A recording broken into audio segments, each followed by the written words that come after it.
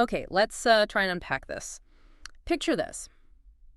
You're running your entire business, basically from your phone. Right. Not, a proper office, just the phone. And maybe it's sitting out in the sun, battery life clinging on because, well, power isn't always reliable. Hmm. And you're trying to make a sale, keep track of inventory in your head, sort out delivery, handle the payment side, all at the same time. Yeah, the source material really paints that vivid picture, doesn't it? It highlights this reality for many entrepreneurs, especially in places like Africa. You're forced to be the salesperson, customer service, Chair delivery driver. accountant, the whole thing, out of pure necessity. And what the article finds so fascinating, it seems, is that in that exact situation, you're often hearing advice like, oh, you need to scale. Hmm. But Oh. how? Yeah. How do you even start thinking about scaling when you're personally juggling every single tiny step, just keeping things afloat day to day? Mhm. The article really emphasizes the sheer mental load of that.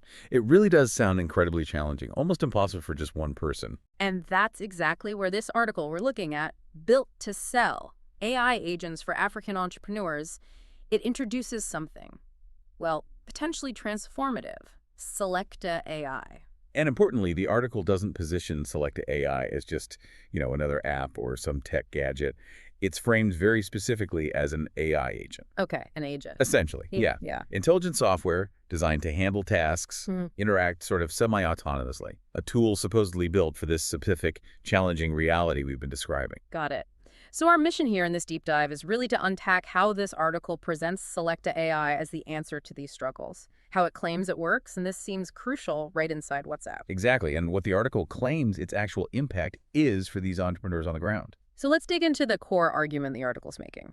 It puts forward AI agents like Selekta AI not as some kind of optional extra, a luxury. No, not at all. It argues they're becoming essential, like basic infrastructure for doing business in this kind of environment. Basic infrastructure. That's a strong claim. It is. The article draws a really interesting parallel. It suggests that, think about email back in the early 2000s, right? Yeah. How fundamental that became. Right, or having a website later on just for basic credibility. Precisely. The article is saying AI agents like Selekta AI are potentially becoming that fundamental now, but specifically for sales operations.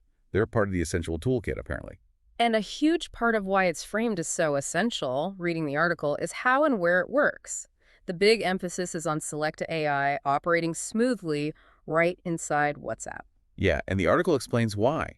WhatsApp is just the dominant social tool across much of Africa. It's where the market is, it's where customers already are, communicating all the time. So you, the entrepreneur, you're already there, your customers are there. And the AI meets you right there. No need to force people onto a new platform. Makes sense. And the article gets specific about the tasks Selekta AI apparently handles automatically. Things like chatting with customers, recommending products based on that chat, preparing the order, sending the cart right in the chat, tracking the sale, notifying the vendor, Wow, okay. and even updating a dashboard or sales record, all automated. So all that happening automatically? That must cut down massively on the constant back and forth, the manual stuff for the entrepreneur. That's the claim. The article uses this quote: "It doesn't sleep, it doesn't get tired, it doesn't need fuel," which really hammers home that sort of relentless 24/7 aspect. Yeah. And the core impact, according to the source, is cutting down that huge mental load we talked about, automating those repetitive, often stressful daily sales tasks. Giving entrepreneurs back some breathing room. That seems to be the key value proposition highlighted. The goal presented is pretty straightforward, just to help them win by freeing them up to focus on other, maybe bigger picture things. And if you think about this, from your perspective as the listener, consider the importance of tech being built specifically for these local realities and leveraging tools people already use constantly, like WhatsApp, instead of just adapting, say, a global solution or making people adopt totally new habits. It's a different way of thinking about innovation. It really highlights that idea of building on what's already there, the existing infrastructure. Exactly. And the article finishes with this really interesting, quite thought-provoking distinction. It says this isn't just technology powered by AI. Right. It frames it instead as technology empowered by Africans. Empowered by Africans. Okay. And this really leaves you with a question based on the article's viewpoint.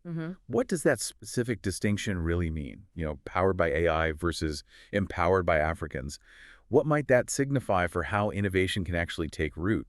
and how business development can be genuinely relevant and, well, thrive in very specific, unique contexts. That's a powerful idea to chew on from this source. Definitely something to consider.